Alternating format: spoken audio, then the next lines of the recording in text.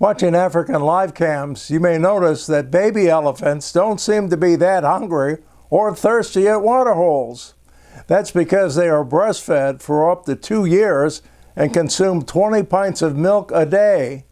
As a mammal, an elephant is born with instinct to suck with their mouth, but not to snuffle up water in their trunk, which is learned by imitation and trial and error. When an elephant is born, both mom and aunts work to position the baby for nursing. The same kind of help was given to a newborn by caretakers at a Houston zoo. You're a slow learner.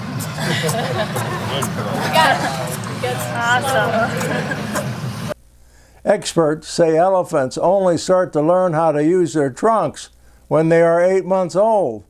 This baby likes to stick his trunk in mom's mouth.